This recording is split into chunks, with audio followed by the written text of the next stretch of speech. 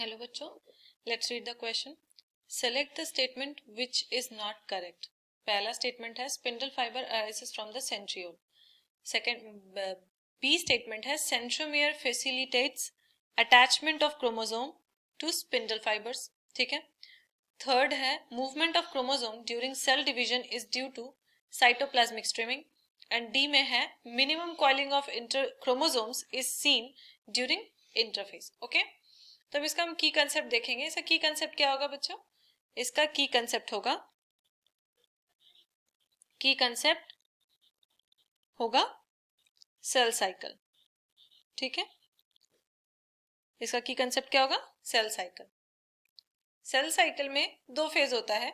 एक होता है इंटरफेज एंड दूसरा होता है एम फेज.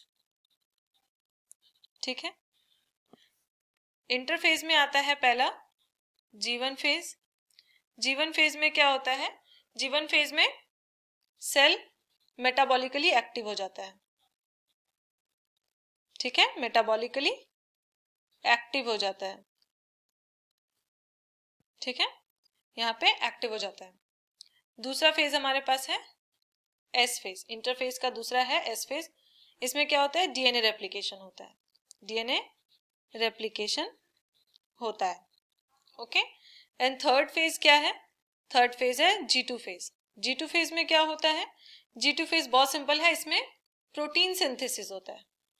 यहाँ पे प्रोटीन सिंथेसिस होता है which is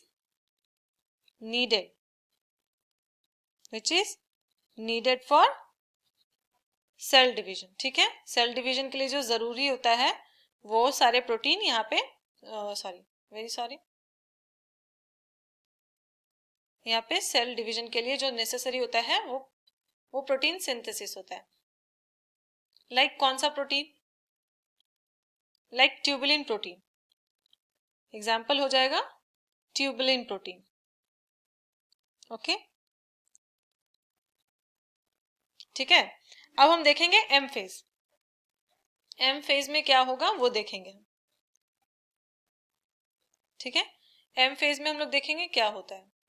तो एम फेज में सबसे पहले क्या होता है ना कि पहला होता है प्रोफेज. प्रोफेज में क्या होता है? प्रोफेज बहुत सिंपल सा है. यहाँ पे क्रोमोसोम कंडेंस होता है. क्रोमोसोम कंडेंस हो जाता है. ठीक है, and nuclear envelope break down होता है. Envelope breaks down. Nuclear envelope break down हो जाता है. अगर हम इसका यहाँ पे डायग्राम देखें ना तो कुछ ऐसा दिखता है. यहाँ पे न्यूक्लियर एनवेलप टूट गया है. ठीक है, और यहाँ पे क्रोमोसोम का स्ट्रक्चर ले लिया है. ठीक है, दूसरा फेज होता है मेटाफेज. मेटाफेज में क्या होता है? मेटाफेज प्लेट फॉर्म होता है. Metaphase plate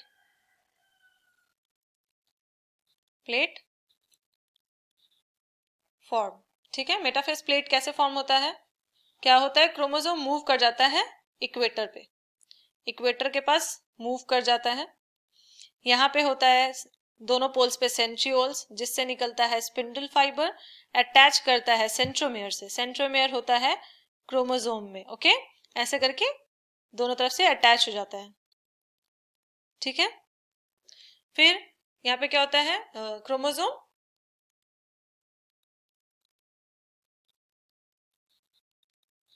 align at the equator.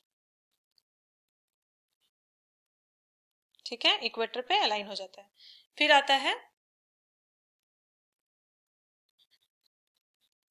Anaphase. ठीक है, एनाफेज में क्या होता है? एनाफेज में क्रोमोसोम सेपरेट हो जाता है. क्रोमोसोम सेपरेट हो जाता है और क्या होता है? And moves toward the pole. Moves toward the pole. ठीक है, दैट इज ऑपोजिट पोल. ठीक है, इसमें हम अगर डायग्राम देखें तो कुछ ऐसा दिखता है. ठीक है, इसमें क्या होता है, यहाँ पे सेंट्रियोल है और स्पिंडल फाइबर के शॉर्टनिंग की वजह से क्या होता है, ये जो क्रोमोसोम्स है वो बीच से अलग हो जाता है। ठीक है, ऐसा डिवीजन हो जाता है यहाँ पे, ऐसा क्रोमोसोम जो यहाँ पे क्या होता है, एक क्रोमोसोम में यहाँ पे 2 क्रोमाटिड्स होते हैं। ठीक है, हाफ हाफ में डिवीजन हो जाता है, एक अलग तरफ, एक अलग अपोजिट पोल्स में दोनों मूव कर जाते हैं। ठीक है, यहां से ऐसे डिवीजन हो गया है। फिर आता है टेलोफेज में। टेलोफेज में क्या होता है, न्यूक्लियर मेम्ब्रेन, न्यूक्लियर एनवेलप जो था वो फिर से फॉर्म होता है। ठीक है, रीफॉर्म। और क्या होता है, और होता है क्रोमोसोम जो होता है ना वो गैदर होते हैं at the pole, chromosomes gathers at the pole. Okay, तो अब हम चलते हैं क्वेश्चन की तरफ। क्वेश्चन देखेंगे, क्वेश्चन में क्या है, spindle fibre arises from the centriole. ठीक है, तो ये वाला स्टेटमेंट बिल्कुल करेक्ट है, जैसे मैंने दिखाया था अभी। क्या होता है, यहाँ पे कॉर्नर 2 पोल्स पे सेंट्रियोल होते हैं, सेंट्रियोल से निकलता है स्पिंडल फाइबर कुछ इस तरीके से, जो कि अटैच्ड होता है क्रोमोसोम से। ठीक है, मेटाफेज प्लेटफॉर्म करता है वहां एम फेज मेटाफेज में। ठीक है, तो ये वाला स्टेटमेंट बिल्कुल ट्रू है।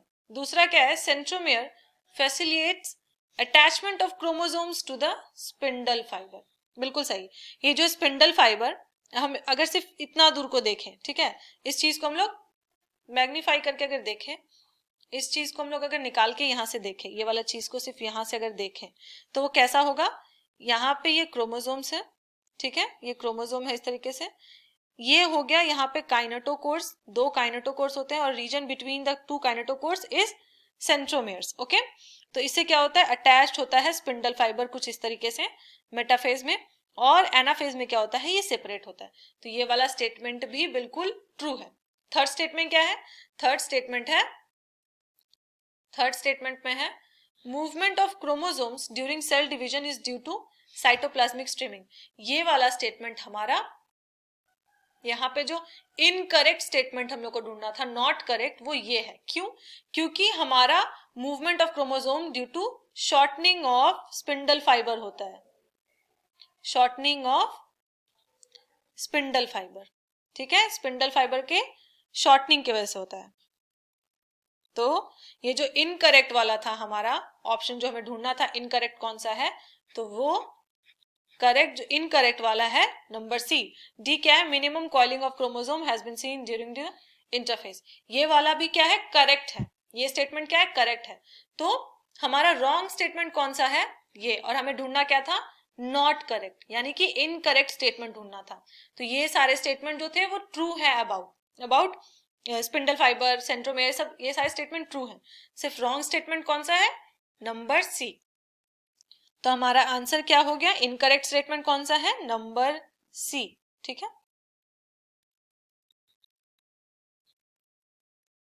I hope you understood it well.